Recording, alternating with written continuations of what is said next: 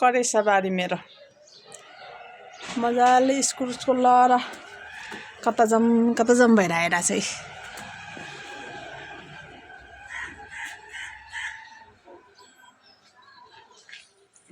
इस्कुसको लहरा यस्तो गराइदिएछ मैले मजाले फर्स्ट आज फुल्न लागिसकेका छन्।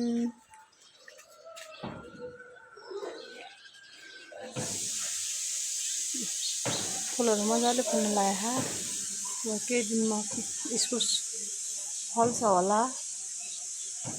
अनि त्यसपछि यहाँ सिमीहरू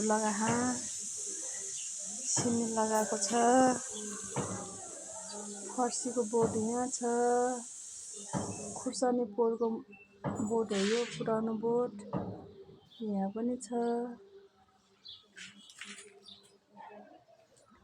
गोलभेडाको बोट। डल्ले खुर्सानीको बिरुवा यहाँ छ। मैले यहाँ मुन्टो निकालिदिएको छ।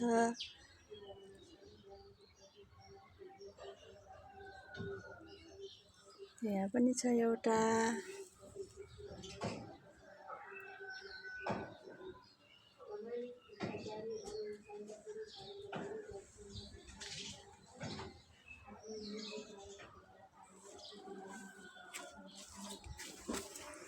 फुलको बोटमा चाहिँ छिट्टै फल्ने रहेछ क्या। मजाले फुल फुल्न लागेछ। फुल फुलिसकेको छ लगभग। यहाँ फुलहरू फुलिसकेको छ। यहाँ त चिचिला लगाइसकेको छ। खुर्सानी फलिसकेको छ। यहाँ फलिसकेको छ गाजहरू।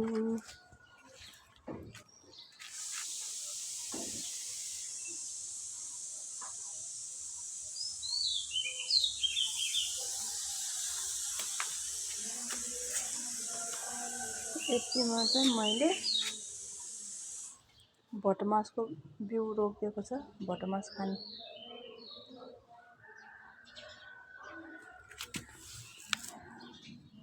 यो रोजमेरीको फुल।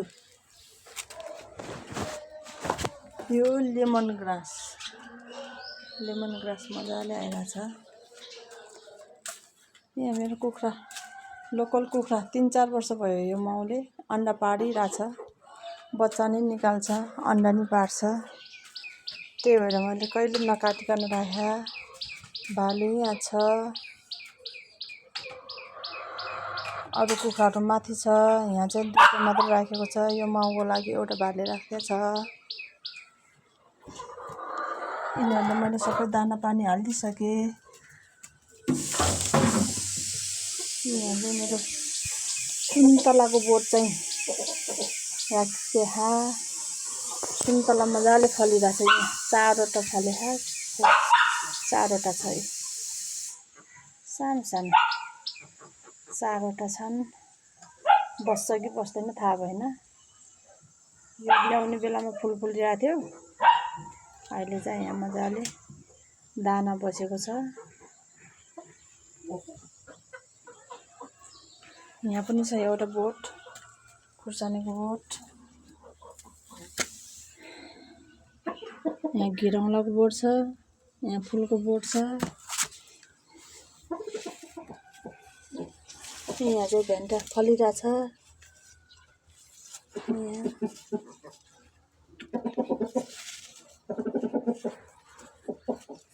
भेन्टा फलिराखेको छ। ठुलो होस् उता कुनामा कुच्चिन गएछ। यहाँ अस्ति नै ठुल्ठुलो भइसकेको थियो। कोले काटेर खाएर सबै निकालिदिएर खानै पाएन। अहिले चाहिँ 4वटा भइछ। यहाँ पनि यतापट्टि नै रहेछ 2टा। यतापट्टिको चाहिँ मैले देखेको थिएन। यहाँ 2टा रहेछ। अब ठुल्ठुलो हुन्छ यो। भोलिपर्सि एउटाले छाक पुग्ने गरेर ठुल्ठुलो हुन्छ। यहाँ खुर्सानी पनि फलिरहेछ है साथीहरू। खुर्सानी पनि फलिरहेछ। भेन्डाको बोट खुर्सानीको बोट।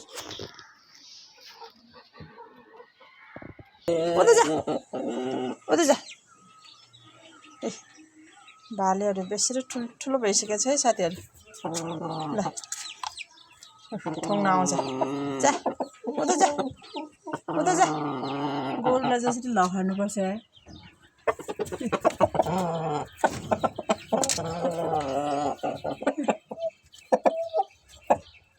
8वटा छन्, एउटा तल छ अघिको माउसँगको।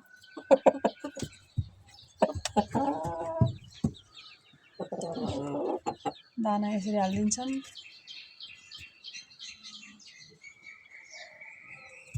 अन्डा पार्नेवाला लोकल कुखुरा चाहिँ यहाँ छ है साथीहरू। तलको माउले पारेको अनि त्यसमा फेरि अर्को लोकल मिसाइदिएको मैले। अब यिनीहरूले अन्डा पार्न लाउने हो।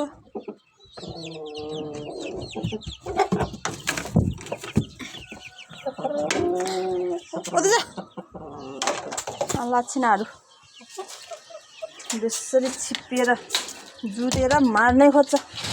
एउटालाई ठुङ्ने, एउटालाई ठुङ्ने। राक्षस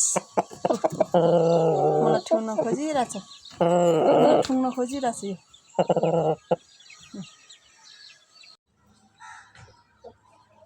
यो फर्सीको बोट हो।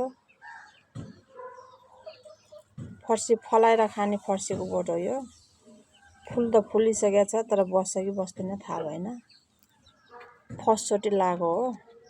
अब यो पालि राम्रोसँग फल्यो भने अर्कोचोटि नै लगाएर खानुपर्छ। यो पालि ट्राईको लागि मैले यहाँ 2टा बोट फलाएको छ। 2टा बोट। यहाँ काँक्रो छ। काँक्रो चाहिँ मजाले फल्न सुरु भइसक्यो। हा मुनिदेखि नै फल्दो रहेछ।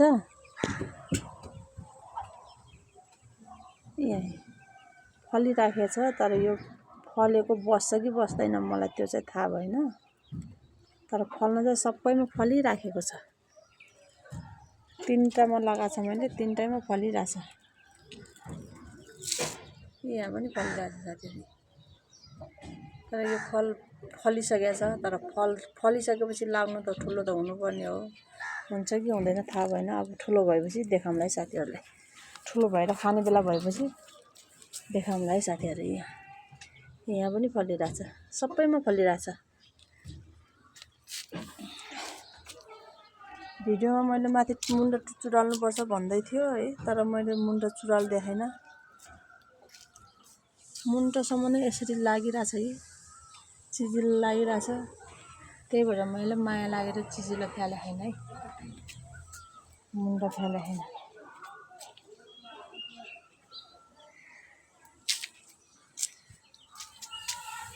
यहाँ चाहिँ ल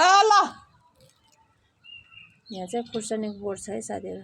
खुर्सानीको बिउ बेर्ना। खुर्सानीको बेर्ना हिजो मैले तल घरको साथीलाई नि दियो। यहाँ फुलको बोट हो। फुलको बोट सयपत्री सयपत्री सयपत्री। यो चाहिँ तितेपाती साथीहरू। तितेपाती भनेको जेमा पनि काम लाग्छ। पूजा गर्न पूजापाठमा पनि काम लाग्छ। अनि दबाईको लागि पनि काम लाग्छ। वातावरणको लागि पनि राम्रो हुन्छ। त्यही भएर मैले अनिवार्य पाती चाहिँ रोप्ने गर्छ है साथीहरू। एउटा बोटमा भयो भने। हामी बस्ने ठाउँ चाहिँ साथीहरू रानीवन हो है। यो रानीवन हो। यहाँ माथि चाहिँ जामाचोक छ है साथीहरू। जामाचोक डाँडा। जामाचोकको डाँडा यहाँ माथि हो।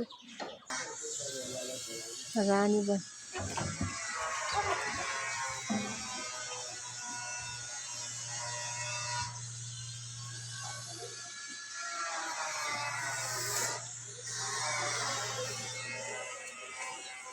पल्लो घरको साथ छिमेकीले चाहिँ ओखरको बोट लगाएको छ। अनि एभोकाडोको बोट छ यहाँ।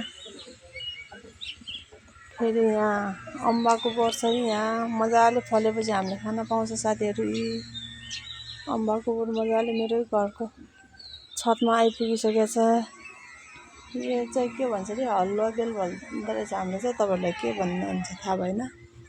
हलुवा बेल भन्दो रहेछ। हलुवा बेल छ, अम्बा छ, एभोकाडो छ।